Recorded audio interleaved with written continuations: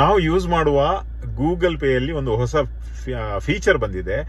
ಅದು with heart symbol pocket money ಅಂತ. So ಅದು ನಮ್ಮ ಮೊಬೈಲಲ್ಲಿ ಅಪಿಯರ್ ಆಗ್ತದೆ. ಈಗ ಒಂದು ಹೊಸ ಆಡಿಯೋ ಮೆಸೇಜ್ ಸರ್ಕ್ಯುಲೇಟ್ ಆಗ್ತಾ ಇದೆ. ಏನೆಂದ್ರೆ ಅದು ಐಕನ್ ಅನ್ನ ನೀವು ಒತ್ತಿದ್ರೆ ನಿಮ್ಮ ಬ್ಯಾಂಕ್ ಅಕೌಂಟ್ ಎಲ್ಲ ಖಾಲಿ ಆಗ್ತದೆ. ತಪ್ಪಿ ಕೂಡ ಒತ್ತಬೇಡಿ, ಅದೊಂದು ಸ್ಕ್ಯಾಮ್ ಅಂತ. ಇಲ್ಲ, ಜಿಪೇ ಒಂದು ಪವರ್ಫುಲ್ ಸೆಕ್ಯೂರಿಟಿ ಇರುವಂತಹ ಒಂದು ಆ್ಯಪ್, ಒಂದು ಫೆಸಿಲಿಟಿ.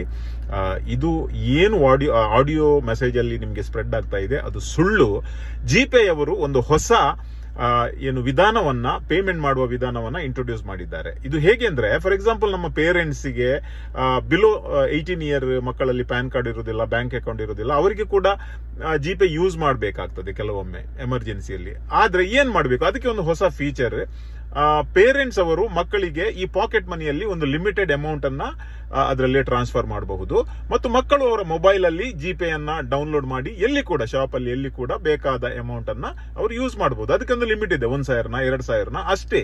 ಇದು ಸ್ಕ್ಯಾಮ್ ಅಲ್ಲ, ಇದು ಜಿಪೇ ಇಂಟ್ರೊಡ್ಯೂಸ್ ಮಾಡಿದಂತಹ ಒಂದು ಹೊಸ ಫೀಚರ್.